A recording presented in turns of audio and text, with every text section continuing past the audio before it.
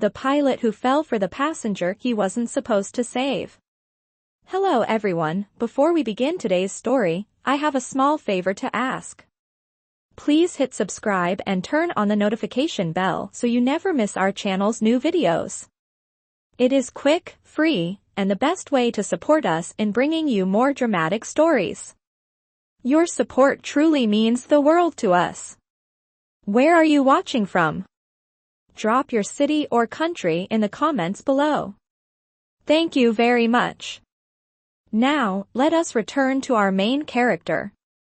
"Marry me," Captain Ethan Ward said, his tone calm and steady, as if asking her to pass the salt, not to change both of their lives.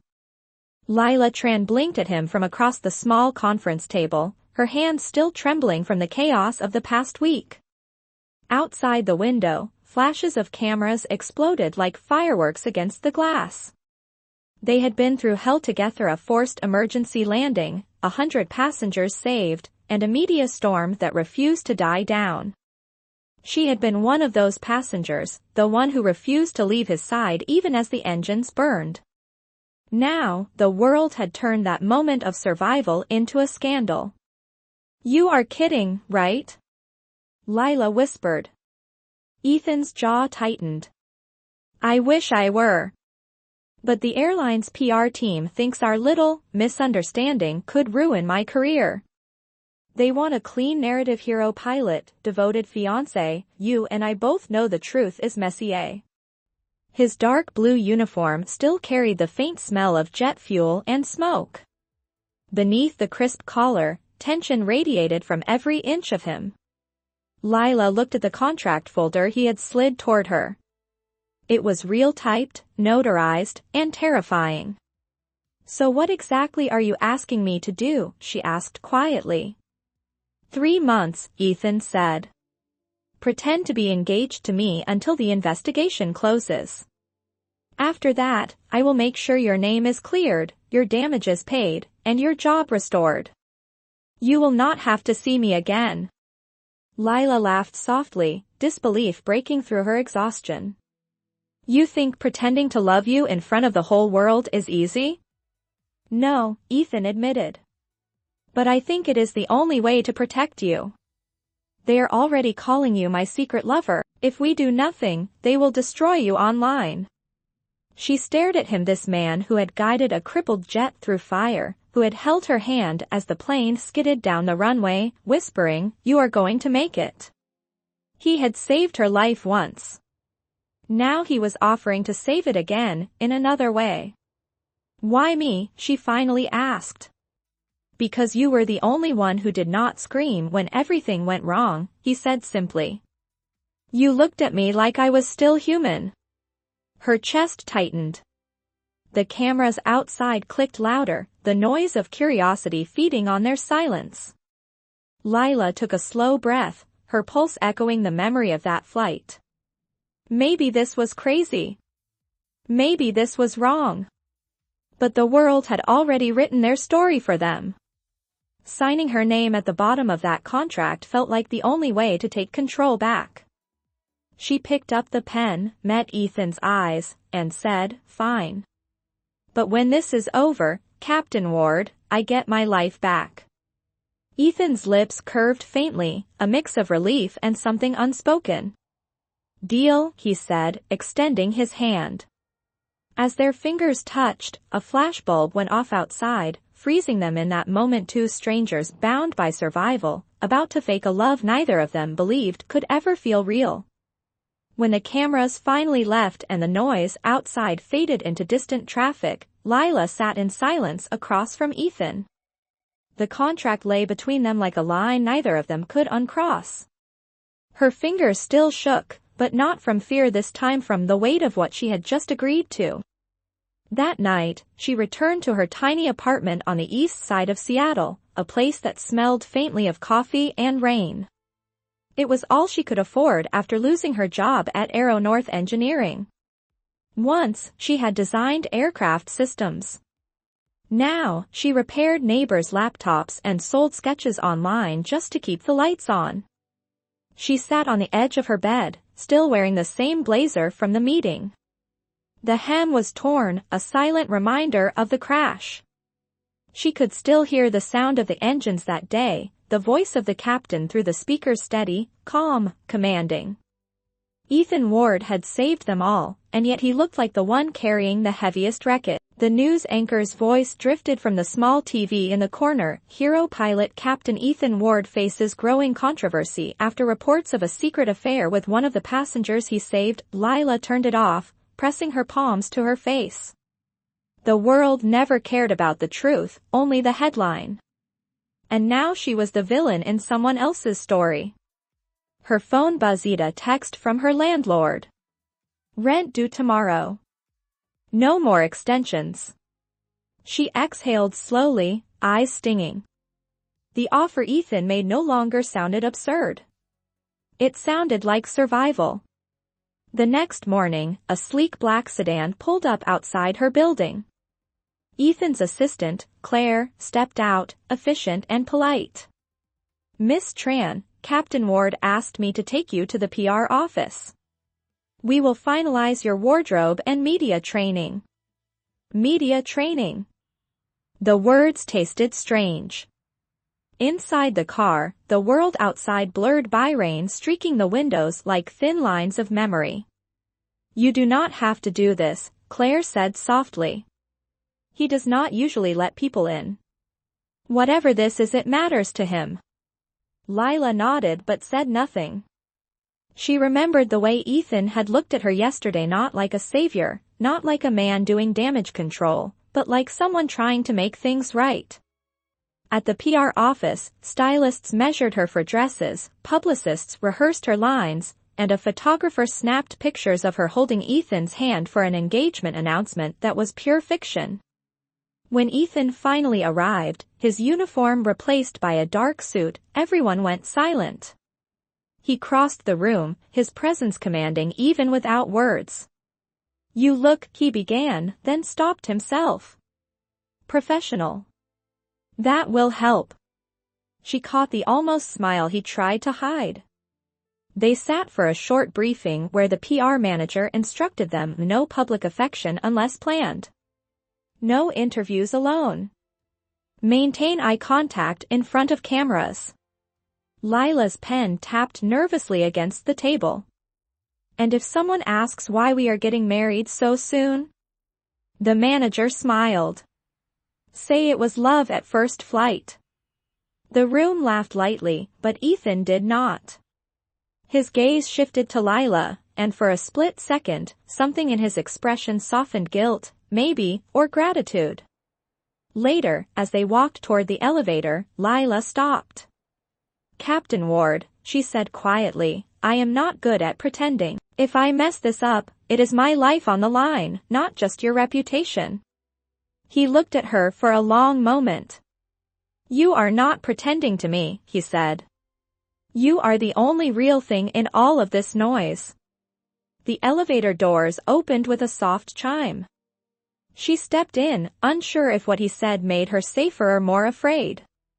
That night, back at her apartment, she found a sealed envelope under her door. Inside was a check from the airline, covering 3 months of rent and an apology note signed with Ethan's initials. She stared at it, torn between pride and relief.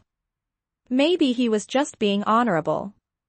Or maybe, beneath the careful mask of the hero pilot, there was a man who felt too much. As rain drummed against the window, Lila whispered to the dark, 3 months. I can survive 3 months. But deep down, she already knew survival was never the hardest part. It was what came after. 2 days later, Lila sat across from Ethan again, this time in a private legal office overlooking the gray Seattle skyline. The air smelled of paper, ink, and rain. Between them lay a crisp stack of documents, their so-called marriage contract. Ethan's expression was calm, but the muscle in his jaw betrayed tension. Read it carefully, he said. There is nothing hidden. Lila flipped through the pages, her eyes tracing the typed clauses that would soon define her life. Clause 1: The engagement will last 90 days. Clause 2. Both parties agree to maintain the appearance of a romantic relationship in public. Clause 3. No public statements without prior approval. Clause 4. No personal interference in each other's private lives. Clause 5. No falling in love. Her breath caught at the last line. No falling in love, she read aloud, her voice half incredulous, half amused. You really think you can put that in writing? Ethan leaned back in his chair, his eyes meeting hers. It keeps things simple. Emotions complicate everything. You mean honesty complicates everything, she countered. He did not answer. The lawyer cleared his throat politely. If both parties are satisfied, you may sign at the bottom of page 5. Lila hesitated, pen hovering. 90 days of pretending, smiling, playing the perfect fiancé for the world to see. Could she really live like that? But she remembered the landlord's text, the headlines, the weight of being blamed for something she did not cause. Maybe pretending was the only way to survive until she could rebuild. She pressed the pen down and signed. When she handed the paper back, Ethan's gaze softened slightly. Thank you, he said quietly. For what? She asked. For trusting me when you have no reason to. She almost laughed, but stopped when she saw the sincerity in his eyes. Afterward, Claire escorted her to a nearby boutique for fittings. The staff moved quickly, measuring her, draping silks and lace against her skin, preparing her for the engagement photo shoot scheduled the next morning. The mirror reflected a stranger poised, elegant, nothing like the tired engineer she had been a week ago. You look perfect, Claire said, smiling. Lila's lips twitched. Perfect for what? A lie. Sometimes lies protect the truth, Claire replied. Lila thought about that as she rode the elevator down. The world saw Ethan Ward as a flawless hero, but the man she had seen restless, sleepless, fighting invisible guilt was anything but perfect. The next morning, at the photo studio, flashlights flickered and cameras clicked. Ethan arrived late, his tie undone, eyes shadowed from lack of sleep. When he saw Lila, he stopped short. She wore a pale blue dress that shimmered under the lights, her hair pulled back softly, her eyes uncertain but determined. For a moment, his composure broke. You look, he began, then caught himself. Like you belong here. The photographer cleared his throat.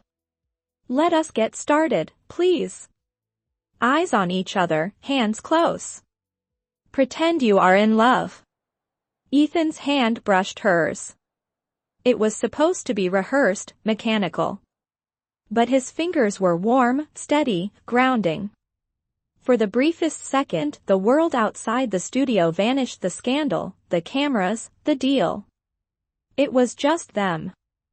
Good, the photographer said. Hold it. Click. The flash burned white. After the session, as they walked toward the exit, Lila exhaled. I thought you did not believe in pretending, she said lightly.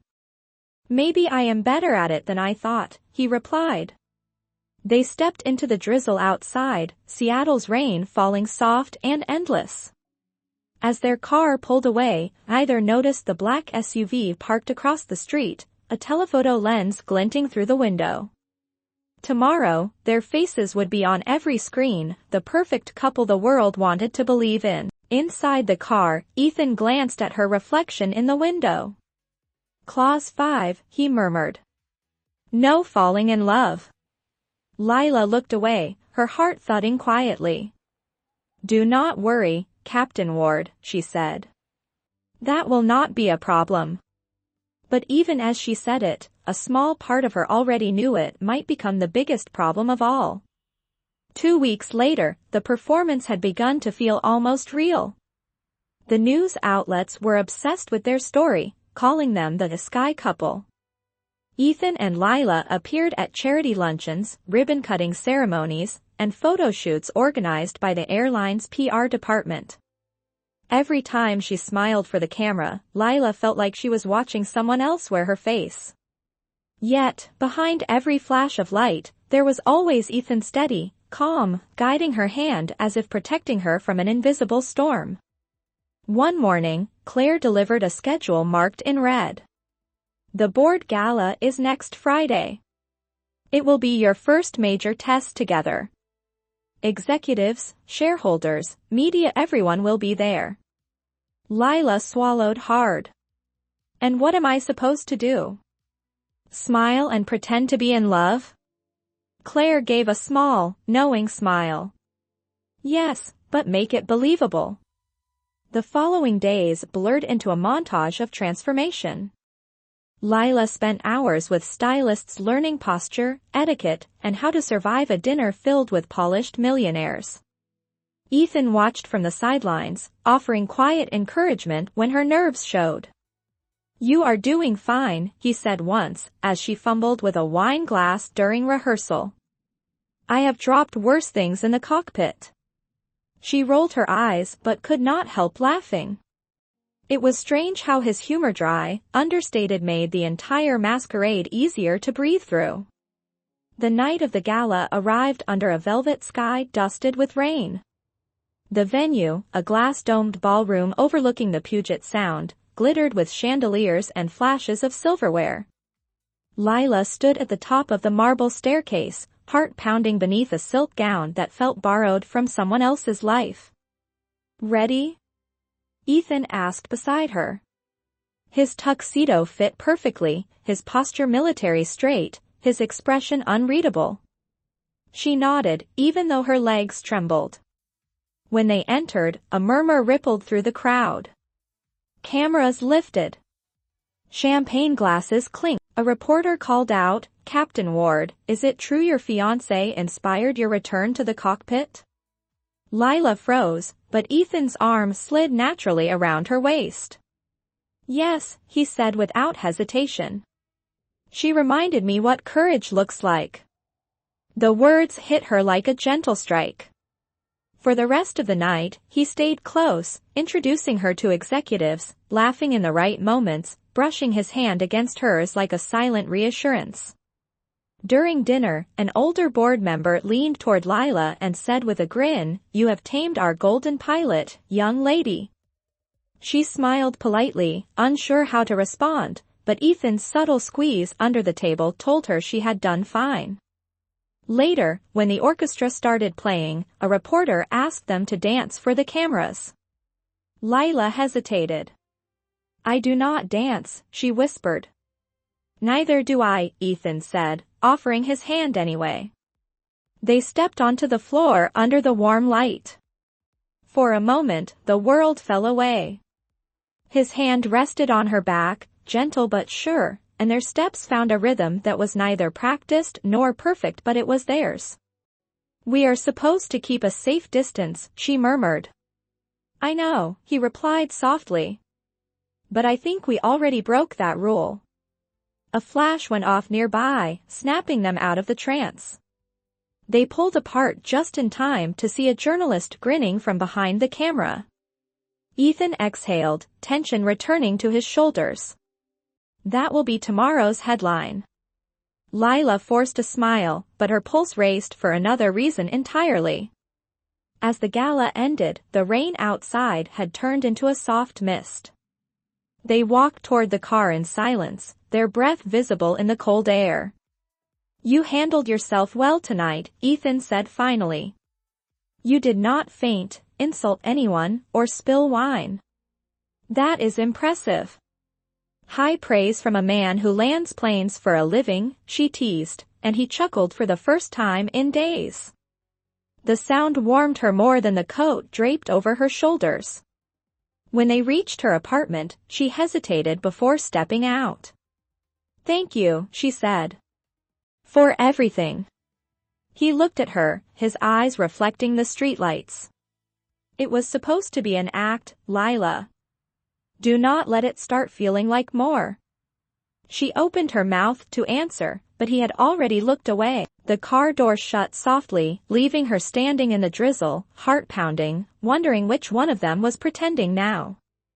By the time the news cycle caught up to the gala, Lila and Ethan were everywhere. Magazines called them the couple of the skies, their photographs splashed across glossy covers and news feeds.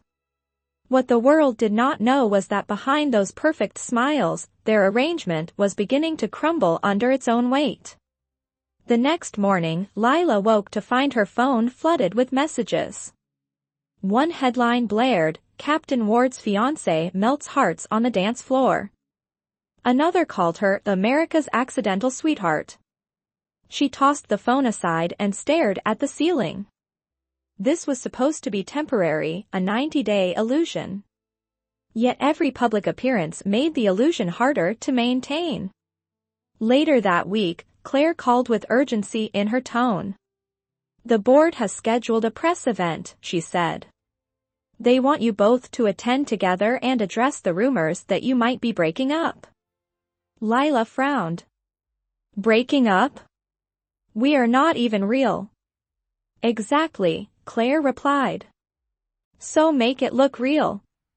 The event was held at the airline headquarters downtown. Dozens of reporters packed the room, their cameras ready, microphones pointed. As Ethan and Lila stepped onto the stage, flashes went off like lightning. The questions began immediately. "Captain Ward, is it true your fiancé has been offered a modeling contract? Miss Tran, are you ready to leave your engineering career behind for love?" Lila forced a smile, her rehearsed lines ready. But before she could speak, one reporter shouted above the rest. "Captain Ward, do you love her?" The room fell silent. Ethan's jaw flexed, the same calm mask slipping for a heartbeat. Lila's pulse thudded in her ears. This was not in the script. He could have deflected, laughed, moved on. But instead, he stepped closer, his hand finding hers. "Yes," he said simply. "I do." The crowd erupted. Cameras flashed. The PR team beamed in delight. But Lila stood frozen, staring at him in disbelief. When the conference ended, she followed him into the corridor. "What was that?" she demanded. "You were not supposed to say that." Ethan turned, his face unreadable. It was what they needed to hear. "And what about me?" she asked, her voice breaking. "Did you ever think how that makes me look? How it feels?" He hesitated, then said quietly, "It makes you look like someone worth fighting for." She had no reply. The elevator doors closed between them, leaving her alone with the echo of his words. That night, back in her apartment, Lila's reflection in the mirror looked foreign again. The glamorous dresses, the polite smiles, the staged kisses, none of it was real. Yet every time Ethan looked at her, the world seemed to pause, and something in her chest tightened. A few days later, they attended a charity event at the Downtown Air Museum, hosted by the airline's CEO. Lila moved through the crowd, exchanging polite greetings, until she overheard a whisper near the champagne bar. Two executives were speaking, unaware she stood close enough to hear. "This whole romance thing is good for PR, but she is a liability," one said. "A passenger pretending to be a fiancé? If the truth gets out, it could ruin him." "Then maybe it should," the other replied coldly. "He has gotten too comfortable playing hero." The words hit Lila like ice water. She turned and saw Ethan across the room, talking with investors, unaware of the knives being sharpened behind his back. When he caught her gaze, his smile faltered, reading the storm in her eyes. Later, in the car, she finally told him. "They are planning to expose us," she said. "They are saying I am a liability." Ethan exhaled sharply. "Let them talk." "You could lose everything," she said. "Your license, your career." Then I lose it, he answered. I will not let them destroy you to protect me. Silence filled the car, heavy and unspoken. Outside, the city lights blurred through the rain-streaked windshield, painting them in fragments of gold and shadow. Lila looked at him, truly looked, and for the first time, saw not the hero the world worshipped, but a man who was quietly breaking under the weight of his own honor. She whispered, "You are impossible." Ethan smiled faintly. "And you are worth it." She turned away so he would not see the tears in her eyes. The cameras could fabricate their love story all they wanted. The truth was far more dangerous. It was already beginning to feel real. It was past midnight when Ethan finally knocked on Lila's door. The storm outside had turned the city into a blur of water and light. She opened the door slowly, still wearing the oversized sweatshirt she had changed into after the gala. His uniform jacket was soaked through, his hair damp, his eyes shadowed with exhaustion. "You should not be here," she said softly. "If anyone sees you, let them," he interrupted. "I could not sleep. Not after tonight." Lila stepped aside without another word, and he walked in. The apartment smelled faintly of coffee and rain. Papers and sketches cluttered the small dining table, evidence of the life she had before all this began. Ethan looked around, almost as if he was seeing the real her for the first time. "You built all this on your own," he said quietly. "You were an engineer before this circus started, right?" She nodded. "Before the crash, before the rumors. I thought hard work would be enough." He smiled faintly. "It usually is. Until it is not." For a long moment, they stood there in silence, the only sound the rain tapping against the glass. Lila finally said, "You should go home, Ethan. We both need sleep." But he did not move. "I heard what they said about you," he said instead. "At the museum. About being a liability." She froze. "You were not supposed to hear that." "I did," he continued. "And it made me realize how easy it is for them to strip away someone's worth. I have seen it before in the cockpit, in courtrooms, everywhere. They love you until you make them nervous." His voice softened. "You do not make me nervous, Lila. You make me remember why I wanted to fly in the first place." Her heart stuttered. "Do not say things like that. You wrote a whole rule about not falling in love." Ethan gave a quiet laugh. "Then maybe I am breaking my own rule." She turned away, her pulse loud in her ears. "This is not part of the deal," she whispered. "None of this is real." He stepped closer, his voice low. "It feels real to me." She wanted to argue, to remind him that everything between them was built on paper and signatures, but the look in his eyes made words impossible. "Instead," she said, "you are risking too much." "So are you," he said. "And yet, here we are." The silence between them stretched, fragile and charged. Then a flash of lightning illuminated the room, followed by thunder that rattled the windows. Without thinking, Ethan reached for her hand. "Come on," he said. "You are shaking." "I am fine," she protested. "You are terrible at lying," he murmured, his thumb brushing across her knuckles. For a moment, neither of them moved. Then she pulled away, retreating toward the window. "We have to end this soon," she said. "Before it gets worse." "Or before it gets better," he replied. She turned, her eyes searching his. "What happens after 90 days, Ethan? When the cameras are gone and the world stops caring?" He looked at her for a long time, then said softly, "I do not know. But for the first time in a long time, I want to find out." The rain eased into a gentle drizzle, the sound steady and soothing. Lila looked down at their joined reflections in the window. Two people who had pretended long enough to start believing the act. You should go, she said again, but her voice lacked conviction. He hesitated, then nodded slowly. Good night, Lila. Good night, Captain, she whispered. When the door clicked shut, she pressed her palms against her chest, trying to slow her heartbeat. The city hummed quietly outside, alive and endless.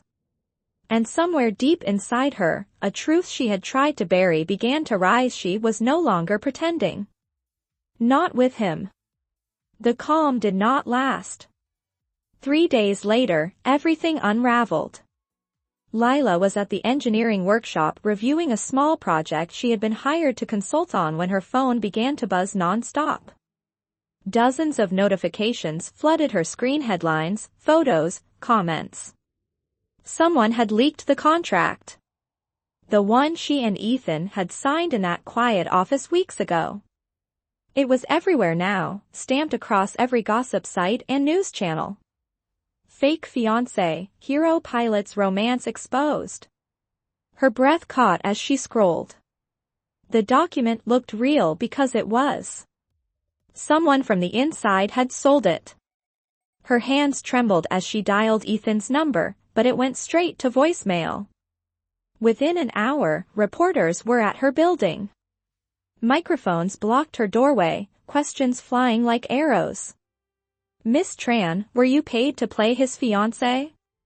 Did Captain Ward know about the leak? Are you both facing fraud charges? She slammed the door shut and locked it, the sound of shouting muffled by the thin walls. A moment later, her phone rang again. Claire. They are investigating, she said, her tone strained. The board is furious. Ethan has been suspended pending review. Lila's knees gave way. Suspended? Because of me?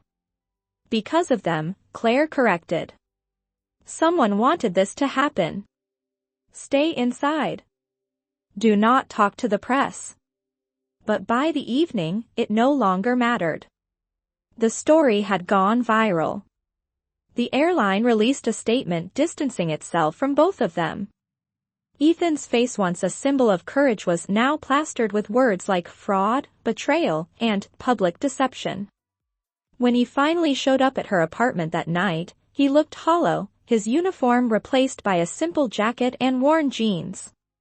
You should not have come, she whispered. They will think you are hiding with me. I do not care what they think anymore, he said. I care that you are safe. She stared at him, disbelief giving way to anger. Safe? They are destroying you, Ethan. Everything you worked for gone. Because of a lie that was never supposed to matter. He exhaled, running a hand through his hair. It was not a lie to me. The words landed between them like a quiet confession. We can fix this, she said quickly. We can tell them the truth. That it started as a contract but became real. They will not believe us, he said. They never do. The phone buzzed again, another message, this time from an unknown number. A photo loaded on her screen, showing the contract pages stamped with her signature, and a caption, "You wanted fame. Now you have it." Her stomach turned. Who would do this? Ethan's jaw tightened. Someone with power. Someone who benefits if I fall. The board, she whispered. He nodded once. Silence filled the room. Then he said softly, let them take the wings from me if they have to. I would rather lose my career than lose what we found. Lila's voice trembled. What did we find, Ethan? He stepped closer, his eyes steady. Something real in a world that has forgotten how to be.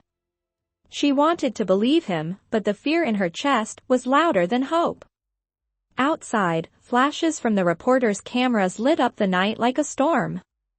The fairy tale was over. Reality had arrived, and it wanted blood. 2 weeks passed.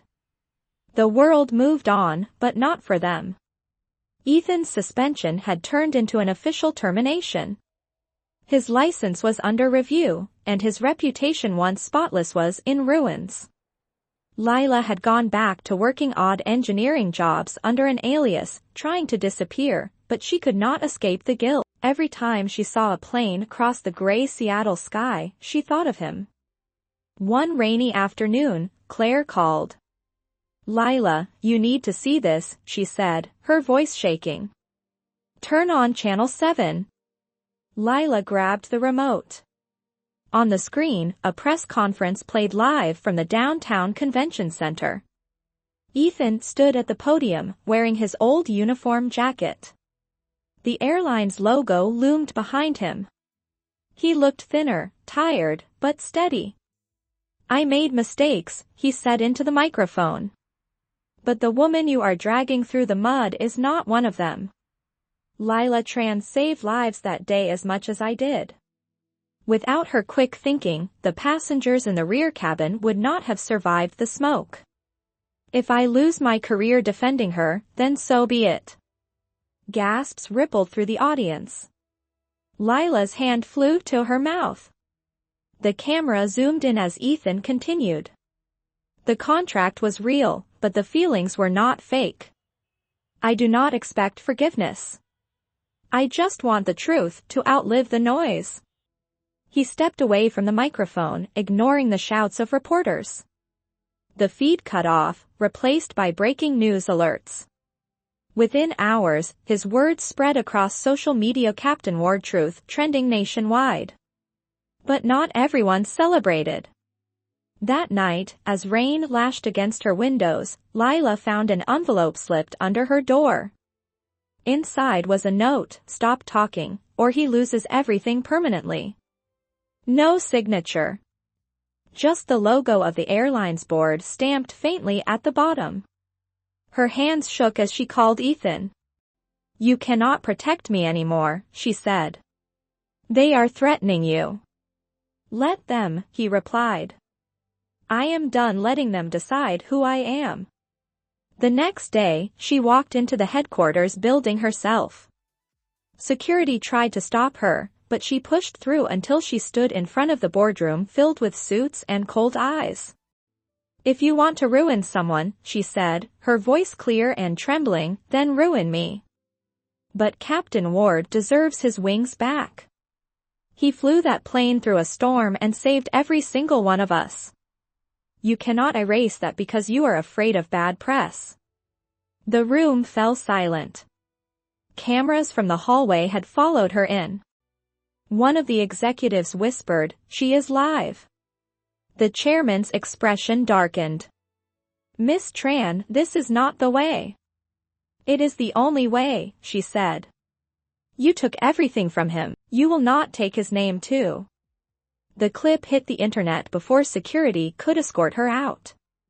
Millions watched as the so-called fake fiancé stood up for the disgraced pilot. Within days, the public turned against the airline, demanding his reinstatement. But by the time the company called Ethan to apologize, he had already vanished from Seattle. Lila waited for a week, then 2, then a month. Until one morning, an envelope arrived with no return address. Inside was a plane ticket, a single key, and a note written in his handwriting. Hangar 3. Friday. 6 p.m. time to fly again. She held the ticket against her chest, tears filling her eyes. For the first time in months, hope returned like sunlight after rain. Friday arrived beneath a sky streaked with gold and gray. Lila stood outside Hangar 3, the plane ticket clutched tightly in her hand. The wind carried the scent of fuel and sea air, familiar and electric. She hesitated before stepping inside, unsure if this was a dream or another test of fate. The massive hangar doors creaked open, revealing a small restored aircraft gleaming under the late afternoon light. Beside it stood Ethan, wearing his leather flight jacket, his expression soft but steady. "You came," he said. "I did not think you would." Lila smiled faintly. After everything, you still doubt me? He shook his head, taking a step closer. Not anymore. For a long moment, they simply looked at each other, the hum of silence between them louder than words. Finally, she asked, "What is this, Ethan?" He gestured toward the plane. "It is called the Phoenix. I bought it with what was left of my savings. A friend helped me restore it. I thought it was fitting, starting over with something that had already fallen once." She walked around the plane, running her fingers along the smooth metal.